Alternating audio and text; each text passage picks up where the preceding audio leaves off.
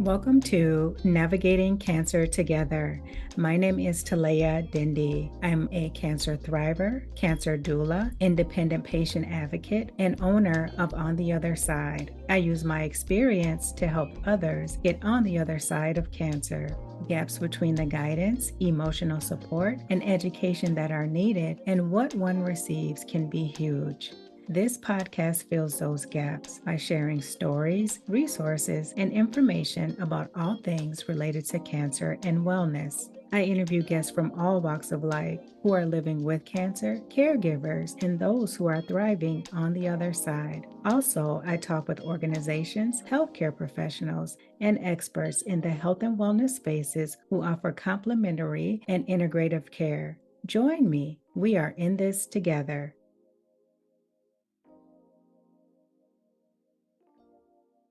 I am so excited to be back with another episode of Talk with Talaya. It has been some time since I have been able to talk directly to you.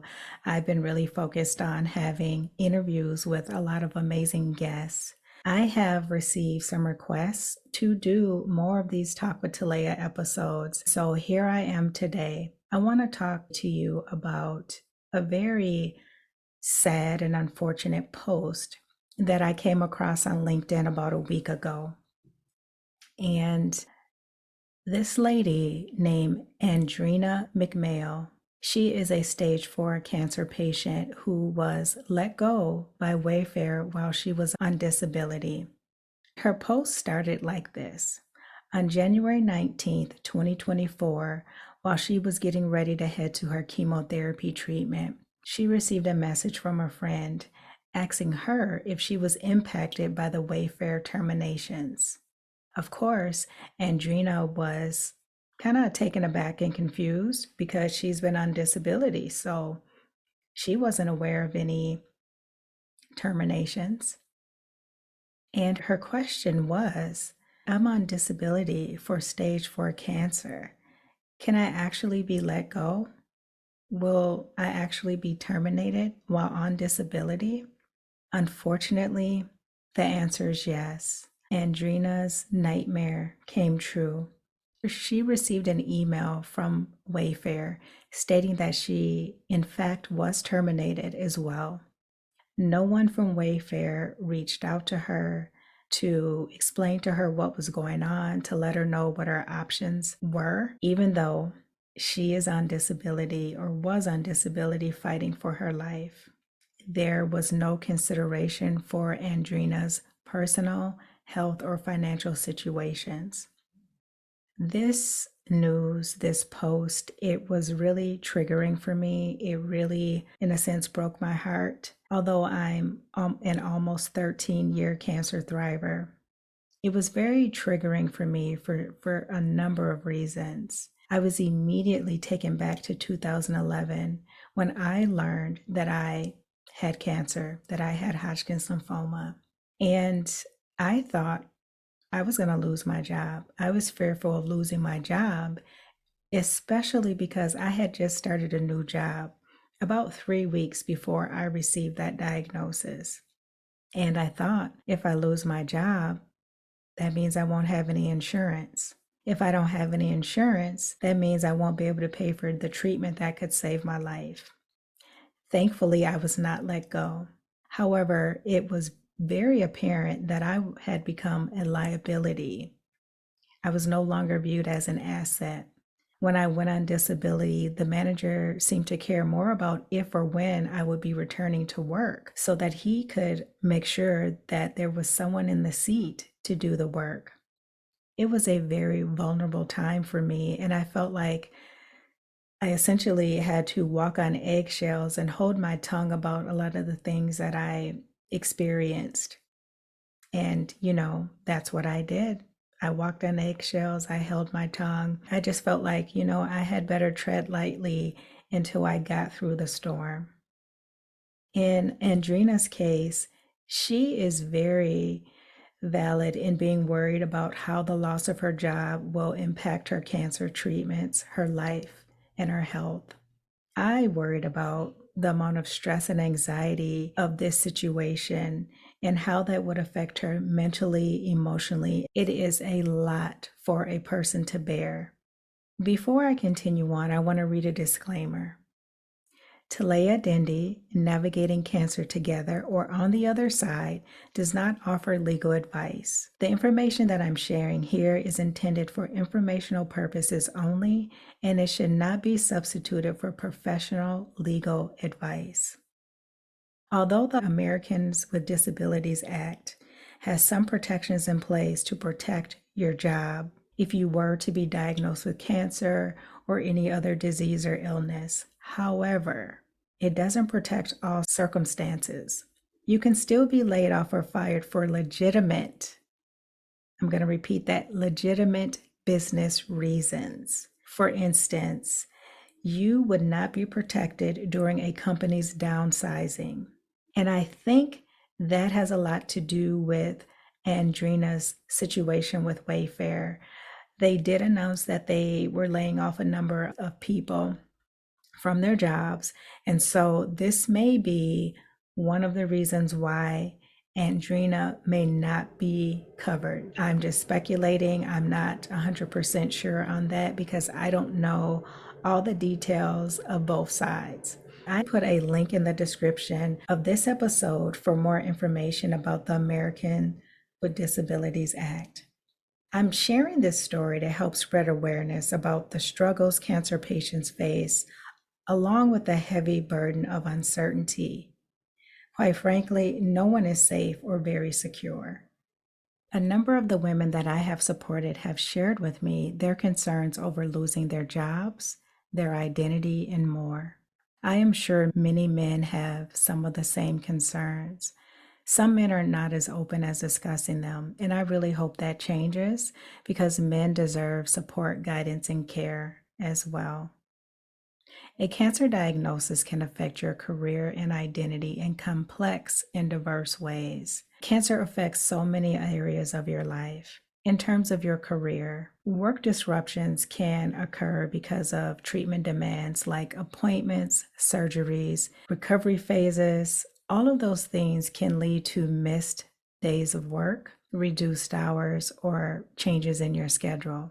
These changes can affect productivity, job performance, and career advancement. That's something that's really important to a lot of people is the career advancement piece. The work disruption actually worked in my favor when I was diagnosed because having that time to just slow down, being forced to slow down, to really think about what was important to me, to really think about what I wanted my life to look like, to really think about what was not serving me in my life. That downtime helped me to realize that climbing the corporate ladder is not all that. And maybe, just maybe, it wasn't for me.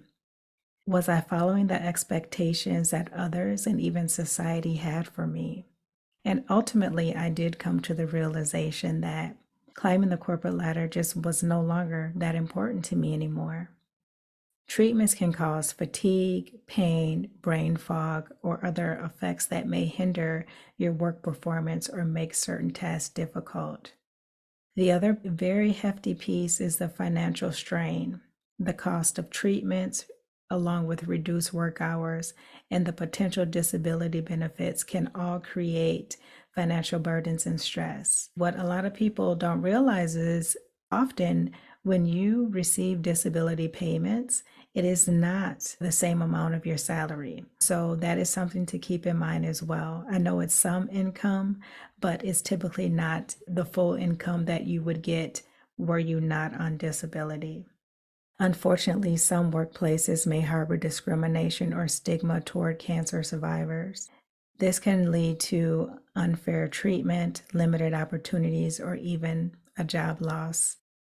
Many people develop greater resilience, adaptability, and new perspectives on work and life after their diagnosis. Many people question their identity. They don't feel like the same person anymore. That is a huge piece of cancer and the cancer journey that many people don't talk about. A lot of times, When you face a life-threatening illness, it can actually challenge your sense of self, questioning your strength, your worth, your faith, and your future as a professional. The diagnosis can raise existential questions about life, purpose, and your priorities, leading to a reevaluation of personal and professional goals. Remember when I just said that having that downtime helped me to realize that climbing the corporate ladder really wasn't my dream. It wasn't something that made me happy. That reconciliation with mortality, it opened my eyes to a lot of different things. And that is something that happened for me. Notice I didn't say that it happened to me. Again, the things that I thought were important before no longer mattered. The cancer experience can expose vulnerabilities, but also reveal your inner strength, your courage, and your determination and will to live. When was the last time you evaluated or even reconnected with your values? The cancer experience can prompt a reconnection with your core values and a desire to align with those values. This is why I made a significant career change from working in the supply chain industry to becoming a cancer doula, board certified patient advocate, and podcaster. Connecting with your core values is critical. It's very important. It's a part of who you are. A lot of time is wasted when we are not in alignment with our values and we're driven by other things like status, money, material things. You can feel that in your soul that something just isn't right. The number of people who are reluctant to take time off, even if they have the common cold, is really sad. The fear that they carry of taking time off from work is astounding. Imagine how much the fear is heightened when someone has cancer. You may be listening and thinking, what the heck is there to think about? Don't go to work. Take care of yourself. Knowing what I know now, my health is a top priority. Well, let me rephrase that. It is the priority because without my health, I don't have anything. I can't do anything. So that's why my health must be a priority. And I want to encourage you to do the same. I understand that we all need sources of income. I understand that a lot of people are living paycheck to paycheck. But when you are diagnosed with cancer, you have to take care of yourself. You have to get the accommodations you need. You have to take the time off that you need to care for yourself, not just physically, but mentally, emotionally, and spiritually. All of those things are important to your recovery. Work environments that lack supportive leave policies, accommodations, or understanding of cancer realities can actually intensify fear, uncertainty, stress, and anxiety. Resources like the Family and Medical Leave Act, or FMLA, and supportive employer policies can help ease some of those fears. No matter what, you must prioritize your health and your well-being. I cannot stress this enough. And that is something that I say often. People may be tired of hearing me say, prioritize your health, prioritize your well-being. It has to happen by any means necessary. I've shared Andrena's story. I've sprinkled in some of my experiences. You may know of people who have lost their jobs after receiving a cancer diagnosis or some other major diagnosis. You may be wondering, what can you do during this stressful time to protect yourself? One of the key things is to understand your rights. Know your company's leave policies. Familiarize yourself with any sick leave, personal leave, or medical leave policies your employer offers. Again, explore FMLA. If you meet the eligibility criteria, FMLA entitles you to take unpaid leave for medical reasons while protecting your job. Also, learn about and research disability benefits. Depending upon where you're located in your specific situation, you may be eligible for disability benefits that can help you offset lost income during treatment. I actually had a gentleman on Navigating Cancer Together some time back. His name is Spencer Bishens. And he joined me to talk about Social Security disability and all the things you need to know before applying. I will put the link to that episode in the description as well. He shared a lot of great information. There is actually a section, I believe it's section 13, that he highlighted. And that section is specifically for disability related to cancer. I will put the link to that episode in the description so you can go back and listen to that, because a lot of times when people apply for disability benefits, they are denied the first time. Spencer gave a lot of great information about how to work past that and certain things that you need to do, certain things you need to have in place to better ensure that your disability claim is accepted. Another thing that is really important is talking to your employer. Of course, you do not have to share all of the details of your diagnosis.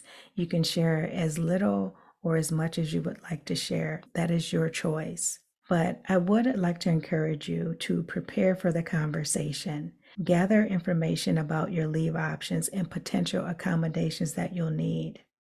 Always be honest and assertive. Communicate your diagnosis and your need for leave clearly, while emphasizing your desire to return to your job.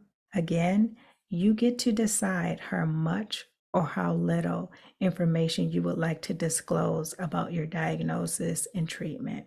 Explore flexible options. If you're worried about taking extended leave, discuss the possibilities of remote work, reduced hours, or phased return. So, in other words, when I ultimately returned to work, I initially returned for 20 hours a week, and then I worked my way up to 40 hours a week. So, that is an example of phased return. You could initially come back to work for 10 hours a week and work your way back up to 40, whatever that would look like for you. But that is another option too. And the other thing that's important for you to do is to connect with support resources. You can connect with me. I am a support resource. I offer guidance, emotional support, and information that is personalized for individuals and families facing cancer. Legal aid or employee advocacy groups, they are organizations that can offer guidance on your rights and your options concerning workplace issues and discrimination. Also, look into financial assistance programs. Some organizations offer financial support to cancer patients facing financial hardship.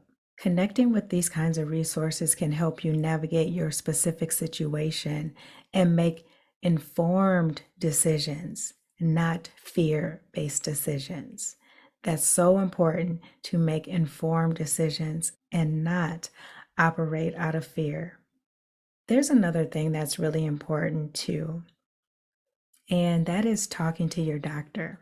Discuss any work concerns that you have with your doctor. Seek their advice on managing your treatment and recovery alongside your work demands. They will also help you with the required documentation and any paperwork that you may need to get accommodations, to take time off, or to even go on disability. With the current state of the world, finances, and massive layoffs, it can be very challenging to not stress, to not worry, and to prioritize your health and well-being. The key here is to not focus too much on the things that you can't control. I know it's human nature to really worry about things, especially money, food, shelter, all of those things. But if you can get to a place where you just ask the question, when you start to worry, ask yourself, What is it that I can control? Is this something I can control? If it is, let me start to map out a plan. Try not to focus on the things that you cannot control. Some examples of things that you can control are the activities that you choose to do that promote your physical and mental well-being, such as getting enough sleep, eating healthy, and practicing relaxation techniques. Those are things that you can control. Sleep, for some people, it may be a struggle, but focus on resting, getting the rest that your body needs to recover. If you are facing a cancer diagnosis or you know someone who is, please remember that you are not alone. I am here to guide and support you, and there are other resources and organizations available to support you as well. Don't be shy about reaching out and asking for help. Now that we've come to the end of this episode, I have a few things to ask of you. The first one is important because I know the power of prayer can move mountains. Please say a special prayer for Andrena McMayo. Reach out to her on LinkedIn and send her some words of encouragement. Remember, Andrena McMayo is the woman I mentioned at the beginning of this episode. She has stage 4 breast cancer, and she recently learned that she has been let go from her job. The link to her profile is in the description section of this episode. Please share this episode with anyone who might find it helpful, and join me next time for another informative discussion. Your feedback and support are invaluable. It was so nice to connect with you today, and I look forward to doing more talks with Talaya in the future. Thanks for listening to this episode of Navigating Cancer Together. I hope you found it helpful. Please be sure to subscribe, share, and tell your friends and family about it. For notes from the show and previous episodes, visit ontheotherside.life and check out the podcast section. I would love it if you join me for the next episode. Talk to you soon.